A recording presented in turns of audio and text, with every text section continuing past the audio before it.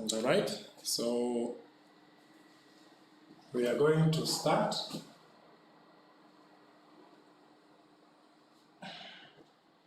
Like I mentioned in the morning, that this afternoon we are going to actually continue, but specifically looking at a particular topic which I mentioned, that we'll start looking at what is called electric flux. All right, so let's pick it up from there.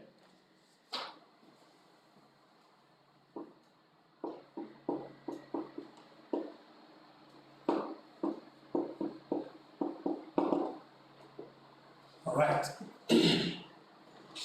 so let's look at the definition of what this electric flux is actually all about. So remember very well, we had started looking at electric field intensity. We first looked at electric fields. We know what electric field lines are. We know what electric field intensity is at this particular stage. And now we want to look at what is called electric flux. So the simple definition of electric flux is actually given by, so we are saying that this is nothing but we are saying these are actually lines. So say this is nothing but, say these are lines of force around a charge. As simple as that. So if we have, say, this is a particular body which is positive charged, so this is plus Q, for example, then it means that the lines are moving outwards in this direction. So we have that. So these lines combined is what we call electric flux. Right. So it's the same thing if we have a negatively charged, which we may call minus Q. It means that what we have is that these lines will be assumed as if they are entering the surface in that direction. Of course, this is from the simple definitions that we have looked at, the properties. So the implication here is that this, of course, these lines around here combined are also the same as the other diagram, so you can equally call them as electric flux. So this implies that the electric flux is nothing but, which is defined by the capital Phi, is the same as the charge Q in a given. So we are saying the electric flux around or on the surface of a charged body is the same as the electric, is the same as the charge that is actually on that same body. So that one is very, very important. We have to take note of that.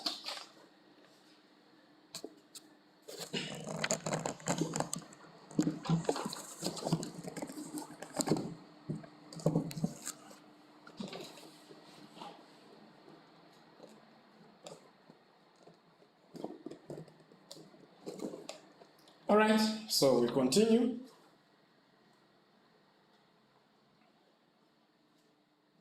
So we know that this electric flux can also be called the displacement flux.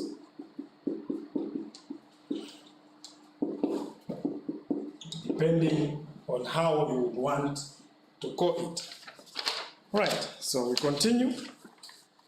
The next thing we want to define, we have mentioned that the electric flux is nothing but the total sum, or the lines that are actually the lines of force that are around a charge, which is what we are calling that. And then we have mentioned that this electric flux actually is equal to the charge in that particular body that we are talking about.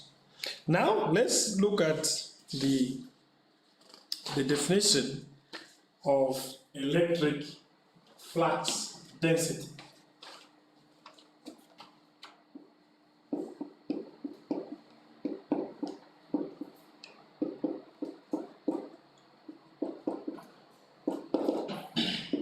All right. So we are saying the electric flux density, of course, that is this the definition here. If you look at something to do with density, it means that this is the same as the electric flux per unit area. So we are saying this is the electric flux, which we have already defined here. So this electric flux per unit area,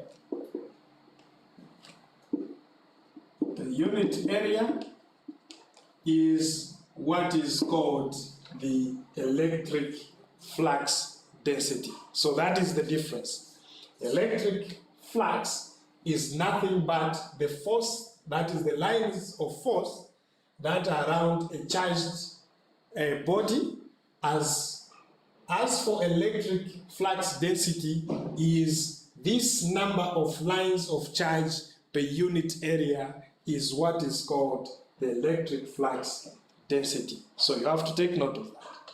It's very, very important. So what we are saying is that the electric flux density is nothing but, we can define this, we can easily define this as, this is equal to the electric flux divided by the area of that is the surface area of that given body that you have. So the implication here is that the electric flux density, which is D in capital, is equal to the capital phi divided by the surface area. So this is how you define electric flux density, as simple as that. All right, so the differential form, so we are saying that the differential form is given by the differential form of the electric flux density is given by T is equal to d phi over ds. And then we write it in the vector form. It's straightforward. We introduce the vectors there.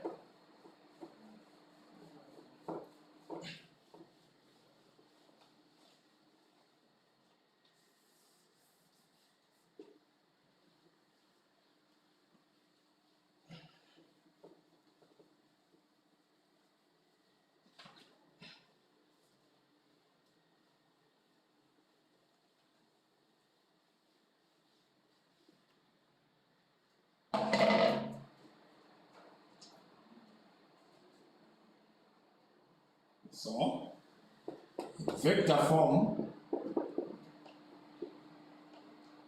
what we have is that T is equal to the d phi over ds multiplied by a unit vector in the n direction, and the units, of course, are coulombs per meter squared, or mean the charge per unit per meter squared.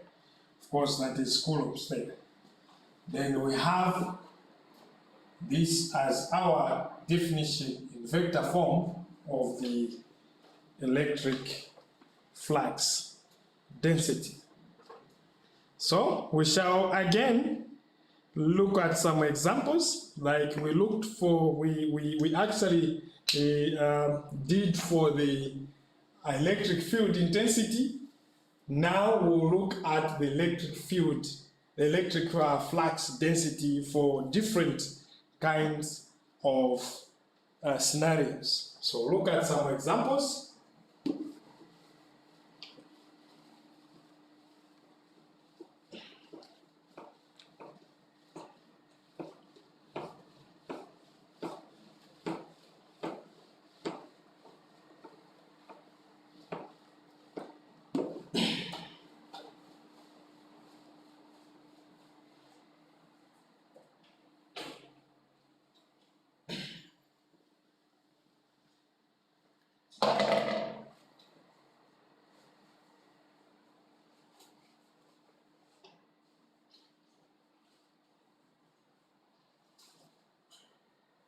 So the first example that we need to look at is the electric flux density due to a point charge.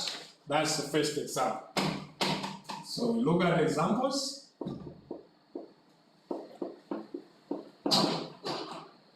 So the first one is actually D, which is due to a point charge. Right. Okay, now let's look at that from the diagram point of view. So the first thing we need to do is we have our charge there, which we are calling, this time around, we assume that we are looking at a positive charge, which we are actually calling plus Q. Then from there, we have to create a surface around this charge. And that surface, we pick a small surface from there, which is this small area. Then we have to check from that distance, that particular area. We know that this distance is what we shall call our r, which is the radius of the surface that we have picked. And then, of course, in the same direction, we'll have a unit vector of an, and also a unit vector of ar in that direction. Then here, that's where we are experiencing our electric flux density due to a point charge. This point charge we are mentioning here is actually this charge that we have down here. So that is what we are actually looking at specifically. Now, we have created this as our surface where we want to create at this point to see how much of this D we are able to get from this positively charged point charge. Now, what we do immediately is that we are saying that the electric flux density, okay, at any point, that is at any point on the surface. Remember, the surface we are talking about is this, which we have just created. This is our surface. And the point that we are talking about is this one. So at any point here around this, keeping r to be constant around the surface, what we get is that D is equal to the total flux divided by the total area. So, in other words,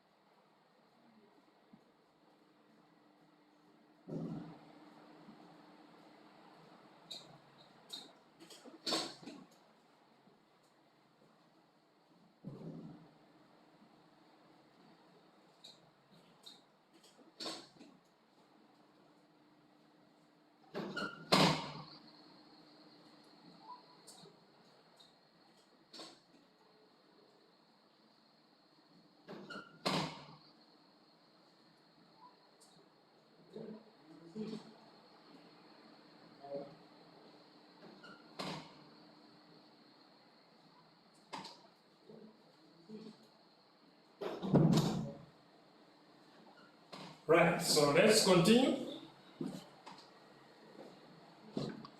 I've said the total electric flux density, continue, which is, I've said, given by the total flux divided by the total area. Remember, we had said that this D actually is the same as the total flux over total area surface. In other words, we are saying the flux, the electric flux, the unit area is what is given by the electric flux density. Now, moving forward, what we see is that this D is the same as, now, we know that this is the total flux, which is phi capital, is divided by the total area, which is actually 4 pi, which is r squared. This is the total area of this circle that we have created here, which is the surface, which is actually 4 pi, which is r squared. This is the total area of this circle that we have created here, which is the surface, which is actually. This, of course, gives us, we know that this phi from definition, the total, remember that we had mentioned that the electric flux phi is nothing but the charge. So this becomes divided by 4 pi is nothing r squared. Of course, knowing that this phi is nothing but q. 4 pi is nothing. Then in vector form, knowing that this phi is nothing, what we get is that we introduce the vectors. D, the vector on top becomes the charge divided by the area, which is 4 pi r squared, D multiplied by the unit vector in the direction of r. So here, what we see is that clearly D is actually direct proportional to 1 over. What we see is that this relationship D is very important. So the more the radius, the less. The more the radius, the less the intensity. The more the intensity, the more the radius, the less the intensity. The less the radius, the more the intensity. the more the intensity. So in other words, as we reduce this R, this direction, if we pick a surface, let's say from here, we realize that D at this point, which we can call D1, if we call that D2, means that T1 is actually greater than D2, because D is actually proportional to 1 over R. T1 is actually greater than D2. Now, we move on. Next part. Now, we move on. Let us now look at the relationship between this D and E. We move on. Let us now look at the relationship between this D and E. We move on. Let us now look at the relationship between this D and E. We move on. Let us now look at the relationship between this D and E. Let us now look at the relationship between this D and E.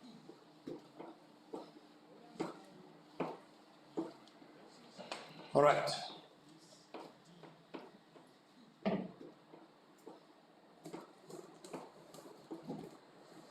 All right.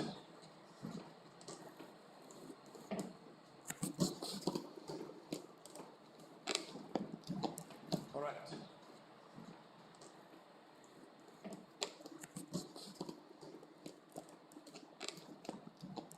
All right. So we look at the relationship between D and E. So we look at the relationship between D and E. So we look at the relationship between D and E. Right. So we will not know the relationship of D and E if we don't understand how we define these two mathematically. Remember, from definition, if we know that we are saying we define these two from definition. Remember, from definition, if we know that we are saying what we have is that this E, which is our electric field density, is nothing but the charge divided by our constant 4 pi epsilon 0 R squared. All this we have to multiply it by a unit vector in the direction of R. Okay? Then, if you recall very well, this we have to multiply it by a unit. This D is nothing but the charge divided by 4 pi into R squared multiplied by A in the direction of R. 4 pi into R squared. Now, if we let this be our equation 1, let this be our equation 2. So we divide equation 2. We divide equation 1 into equation 2. So divide equation 2. We divide equation into equation 2. So 2 divided equation 1, sorry, into we divide equation 1. We obtain following. Sorry. So what we get is as follows. We obtain following. Sorry. So what we have is that D divided by E. So this is the same as that. So we are dividing this into that. Straight away, what we get is that we write it as it is the same as we have. So we are dividing 4 pi R squared into AR divided by Q over 4 pi epsilon 0 into R squared into AR divided by this Q over.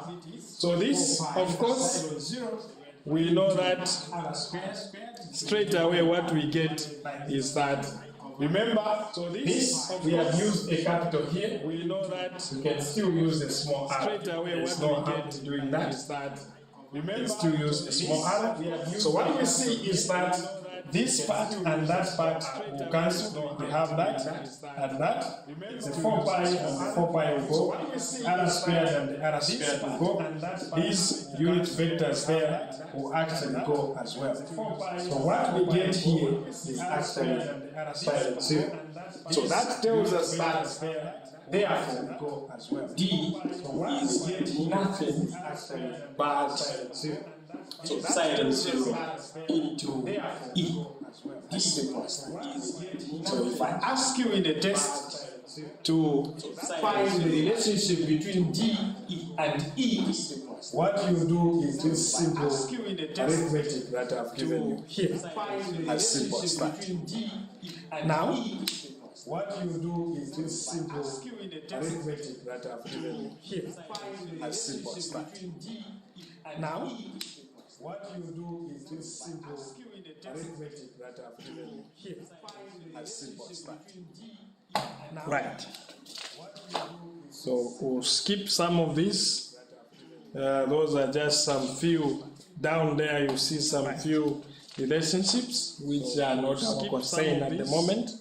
So skip that and move to another very important topic, which is called Gauss law. So skip that and move to another very important topic, which is called Gauss law. So skip that and move to another very important topic, which is called Gauss law. So skip that and move to another very important topic, which is called Gauss law. So skip that and move to another very important topic, which is called Gauss law. So skip that and move to another very important topic, which is called Gauss law.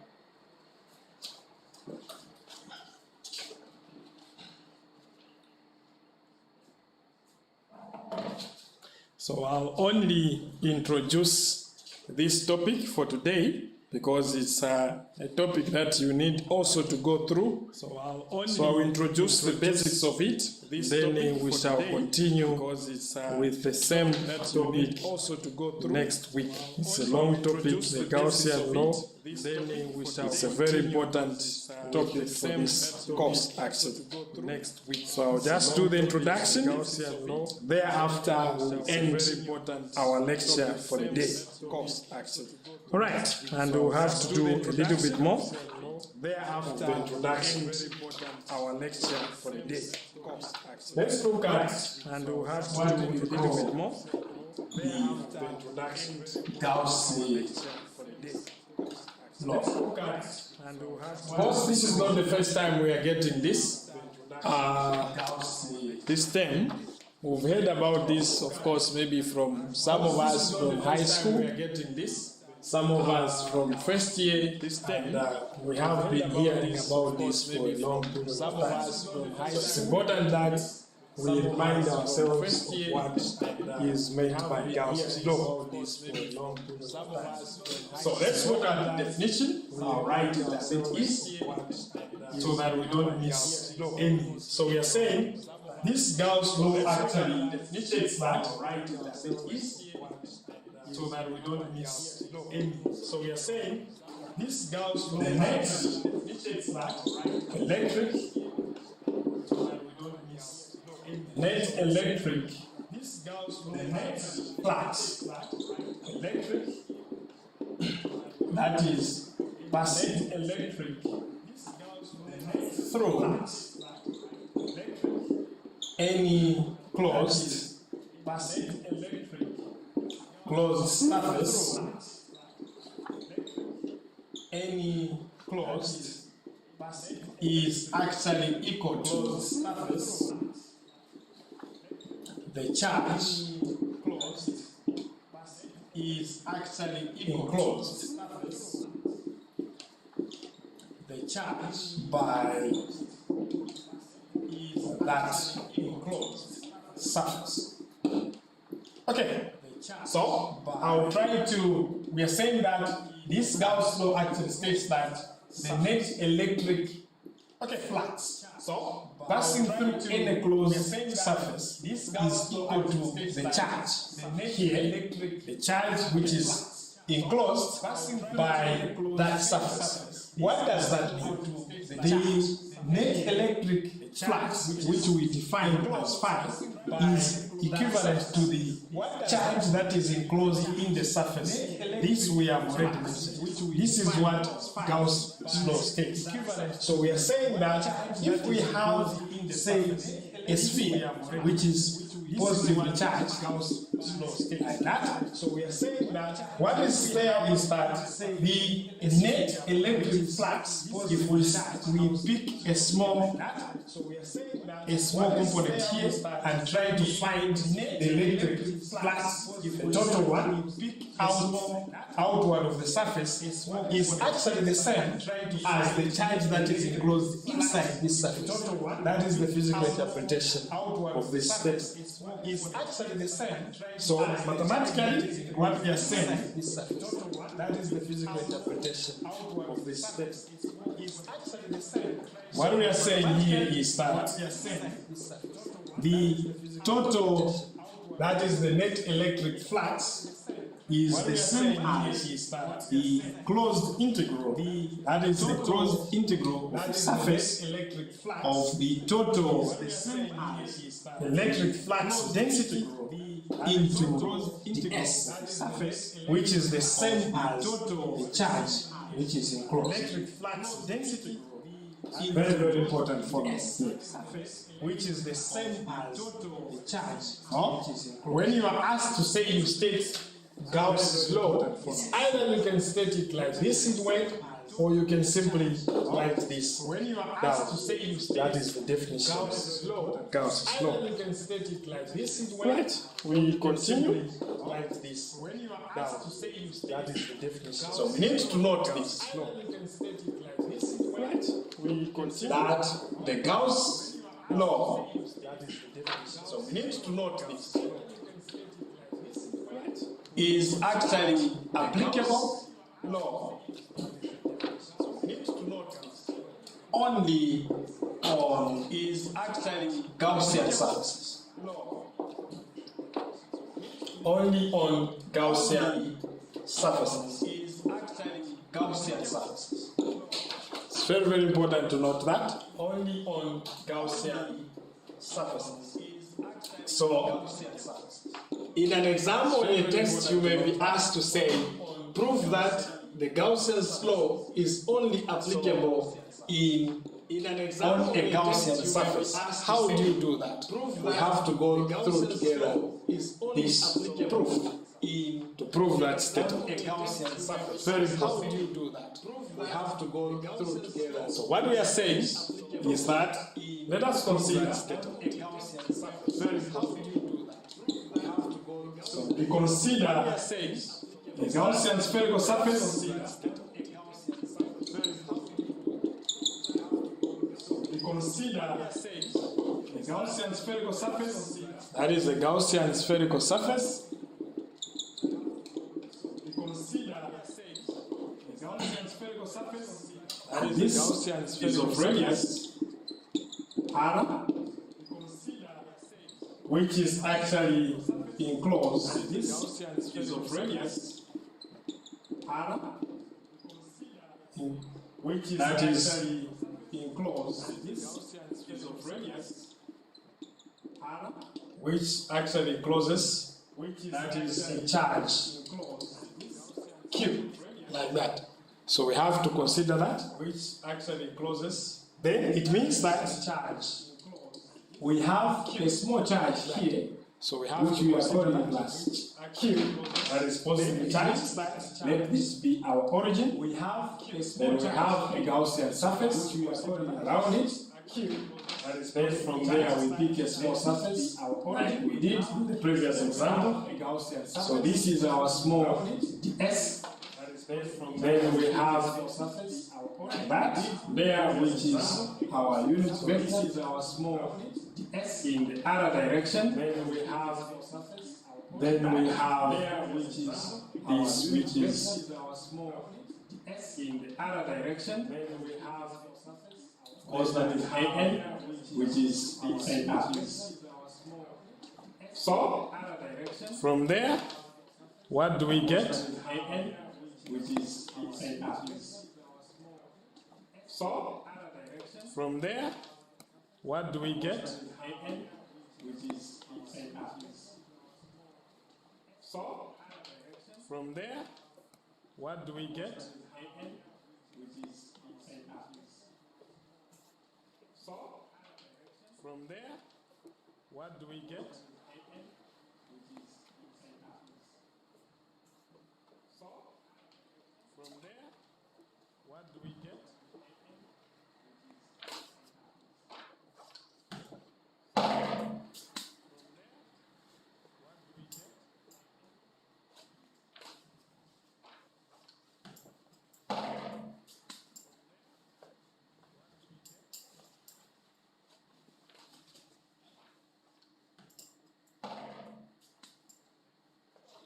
So we continue from there. And then we now need to define. So we continue from there. From our diagram, we are saying consider. We now need to define. Consider a. From our saying we have to consider. We are saying consider. That is define. Consider differential area. Saying we have to consider, they're saying consider, that is consider a differential area, which is the area that we've been given as a surface area. This one here. So we consider a differential area, that is which is the area that we've been given S surface area. This is that area S. Cos from the sphere, that is which is the area that we've been given S surface area. This is that area Ks.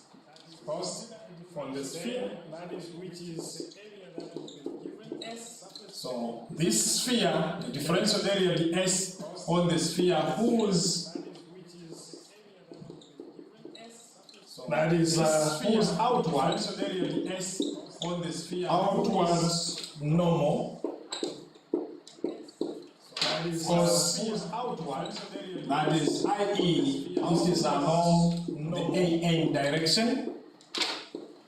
Because it's given by i.e. the S must be equal to N direction. The S multiplied by is given by AN. The S in that direction equal to that direction. The S that we are talking about multiplied by is given by AN. The S in that direction equal to that direction. The S that we are talking about multiplied by. Excuse me. AN. That direction, the S that we are talking about. Excuse me.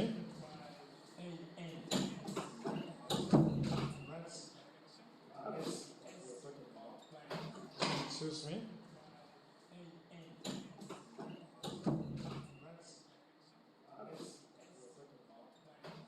Excuse me.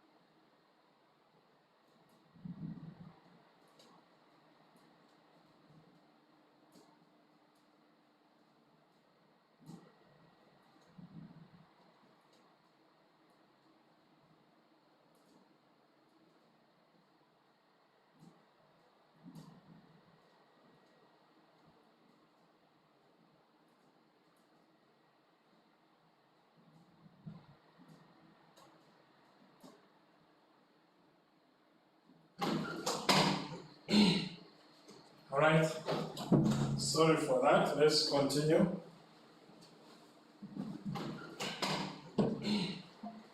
Alright, sorry for that, Right. let's continue. So we are saying the electric field intensity. Alright, sorry for that, Right. let's continue. So we are saying the electric field intensity. Electric field intensity at the spherical surface. So we are saying the electric field intensity.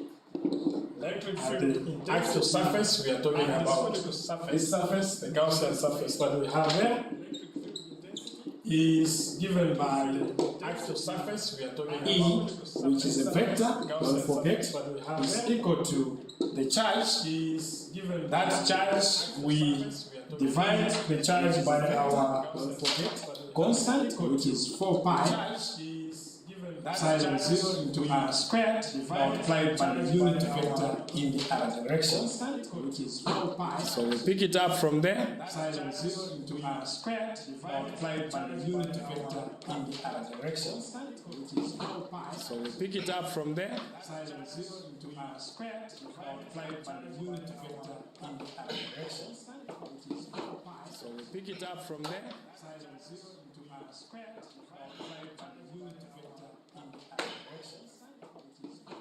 So we pick it up from there.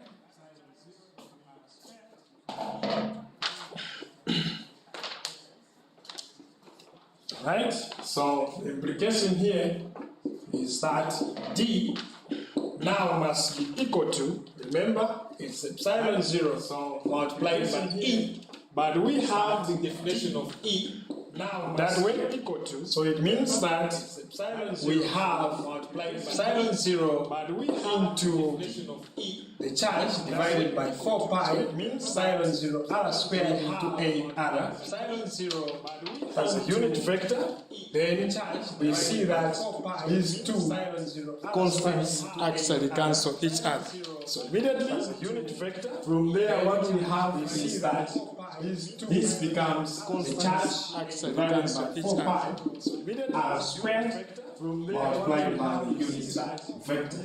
This becomes the charge divided by 4 pi r squared. Okay.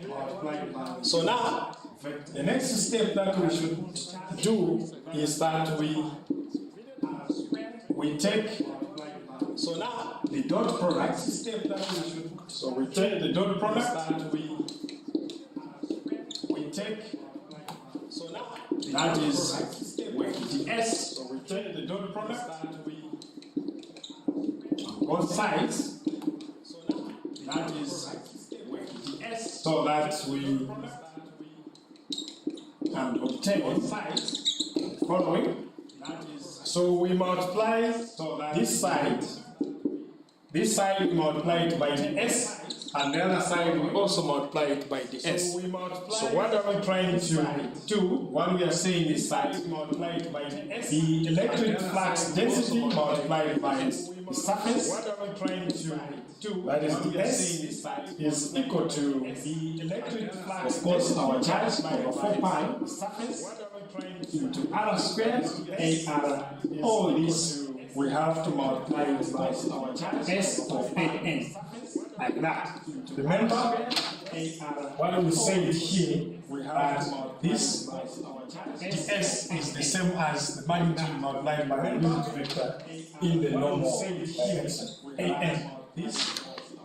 Now, having said that, the implication here is that this implies that d into the s now gives us the implication charge divided by 4 pi r squared into the s. All this multiplied by the s, which is this one. Then we have the dot product of two unit vectors, which is an and ar, which is this one, in that direction. So, of course, these will give us 1 because they are perpendicular to each other.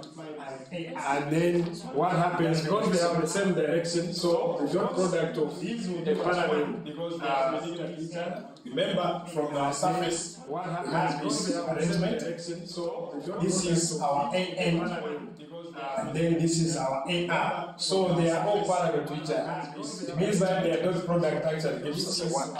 As simple as that. As the cosine of 0 they are all parallel is actually 1. So that's why this component has the cosine down here is equal to 1. Right. So we move on to the other side. Which is down here is equal to 1. Right. So we move on to the other side. Which is down here is equal to 1. Right. So we move on to the other side. Which is down here. Right. So the next step that we take is that this implies that this thing t into the s now is equal to is that the charge divided by 4 pi r squared, all this we multiply into the s. So integrating 4 pi r squared, all this we multiply into on both sides. So integrating 4 pi r squared. So we get the following.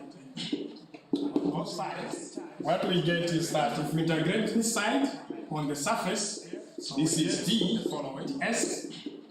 What we have is that if we integrate this side on the surface, this gives us the integral on the surface as well. What we have is that of charge over 4 pi into r squared integral, then s as well.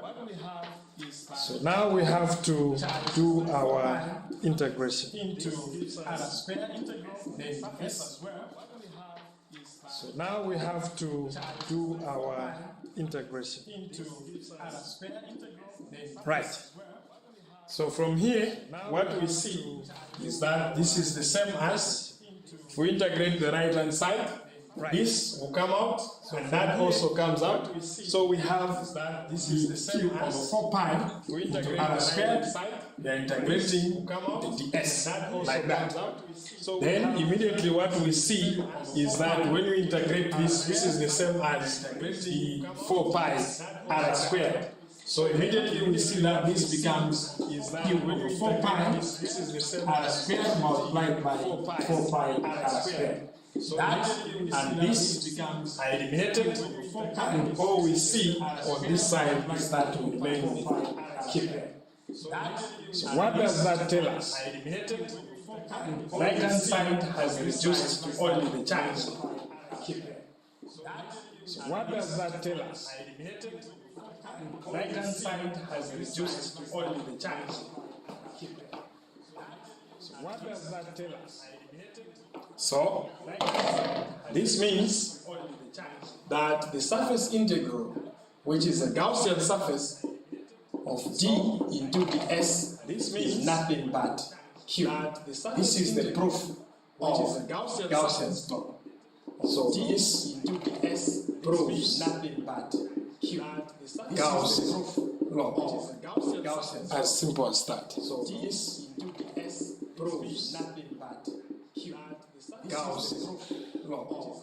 Right? So we have to stop here. The next time we meet, we shall look at Gauss law in point. We have to stop here. The next time we look at we shall look at Gauss law in point. We have to stop here. The next time we look at we shall look at Gauss law in point. Here at this particular time. So I just need to remind you that the assignment, second assignment is on the Moodle, on the online platform. Let's attend to it. It's due next week Friday, and I will not extend like I extended for assignment 1. So next week when we meet, we'll continue from there. And be reminded that the week that you are arriving into school, which is Monday, starting Monday 2nd, and be reminded that it means that the same Friday you will have your test 1. which is that the class rep is going to inform the class follow that. Alright, wish you well and enjoy the rest of the week. Bye bye for now. Inform the class follow that. Alright, wish you well and enjoy the rest of the week. Bye bye for now. Inform the class follow that. Alright, wish you well and enjoy the rest of the week. Bye bye for now. Inform the class follow that. Alright, wish you well and enjoy the rest of the week. Bye bye for now. Inform the class follow that. Alright, wish you well and enjoy the rest of the week. Bye bye.